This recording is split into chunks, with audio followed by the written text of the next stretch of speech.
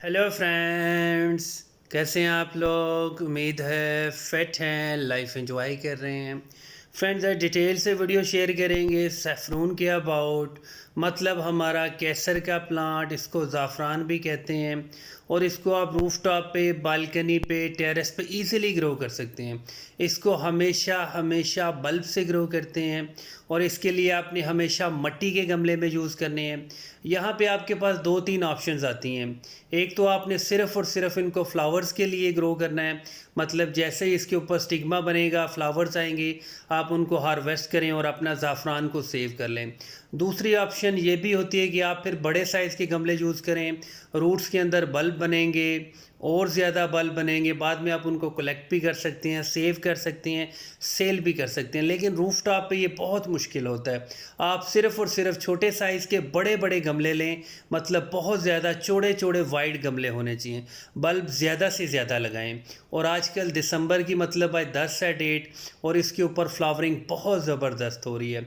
एक एक प्लांट के ऊपर दो दो तीन तीन बार फ्लावरिंग हो चुकी है। कोशिश किया करें कि फ्लावर को ड्राई मत होने दिया करें। अब हम 2 दिन आउट ऑफ सिटी थे, तो ये हमारा एक फ्लावर था, वो ड्राई हो गया था। ड्राई होने की वजह से जो अंदर स्टिग्मा होता है, जो ज़ाफ़रान होता है, ओरिजिनल ज़ाफ़रान, वो भी थोड़ा सा ड्राई होकर झड़ने लगता है, मतलब वो नीचे की तरफ गिर जाता है। अब ये जो फ्लावर है, ये 100% रेडी है हार्वेस्टिंग के लिए। इसके जो ब्लू ब्लू कलर के लीव्स हैं, पेटल्स हैं, ये कभी भी ज़ाफ़रान नहीं होता। बहुत सारे लोग इसको भी हार्वेस्ट कर लेते हैं और इसको ड्राई कर लेते हैं। असल ज़ाफ़रान वो होता है जिसका कलर थोड़ा सा रेड हो, डार्क सा ब्राउन हो, और एक बिल्कुल बारीक सा रेशा होता है, जैसे धागा होता है। ये हमारा ओरिजिनल ज़ाफ़रान है, और ये बेसिकली ज़ाफ़रान कलर का होता है। एक फ्लावर के अंदर ये मैक्सिमम 2 होते हैं।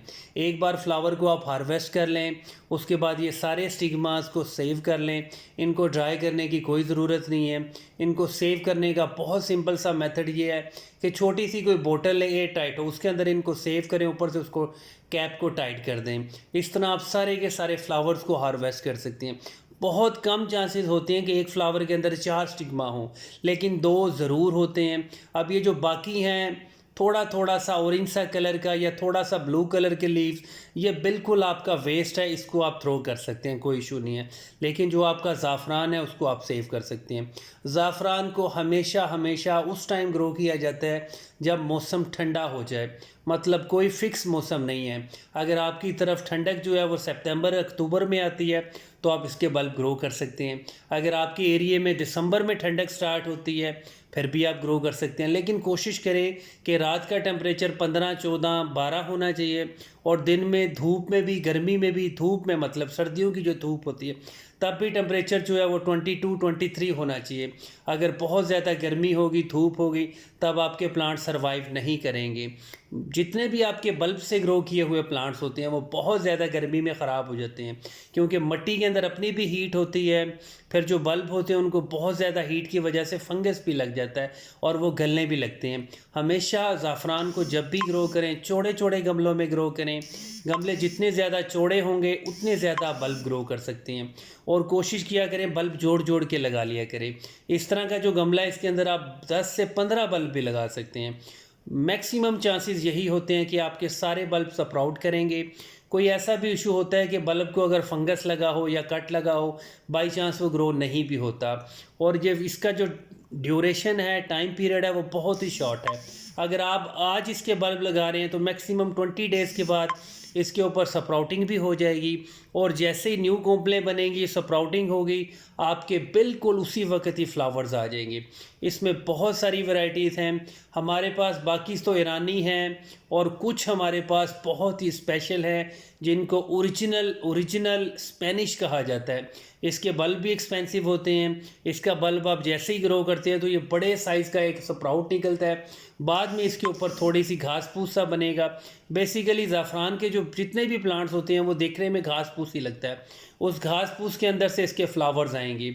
और जो स्पेनिश फ्लावर्स हैं, स्पेनिश प्लांट्स हैं, उनके ऊपर हमेशा 2-2, 3-3, 4-4 फ्लावर्स एट अ टाइम आते हैं, मतलब वो बंच बन के निकलता है। इसका बल्ब भी थोड़ा महंगा आता है। अब बहुत सारे लोग यहाँ पे भी पजल होते हैं कि हम बल्ब कहाँ से लें, किस क्वालिटी का लें, किस साइज़ का लें, कैसा होना चाहिए। बेसिकली बल्ब आपका नेचुरली ड्राई होना चाहिए।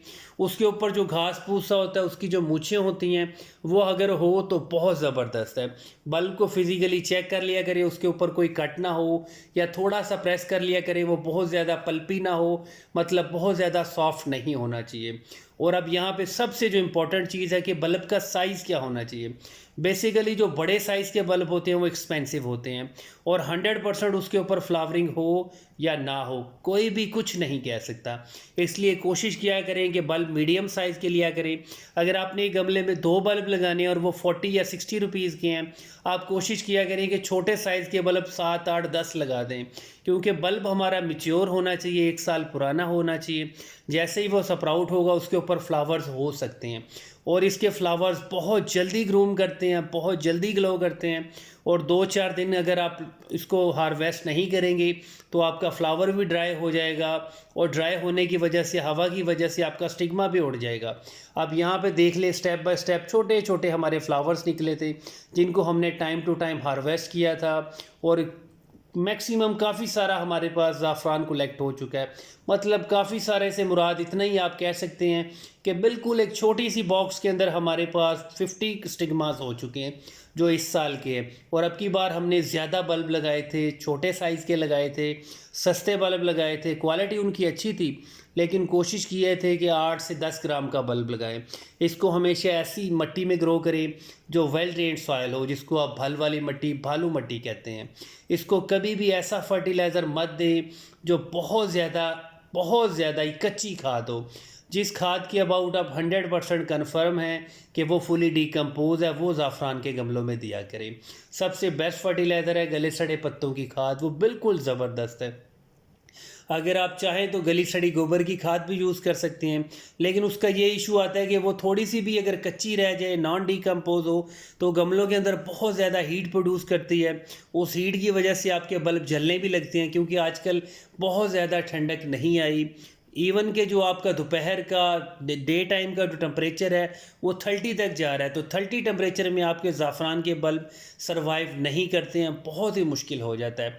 इसलिए आप बहुत ज़्यादा केयर किया करें, और रूफ़ टॉप पे आप इनको ईज़िली ग्रो कर सकते हैं। बड़े सारे प्याले लें तो उनमें आप ज़्यादा से ज़्यादा बल्ब लगाएं।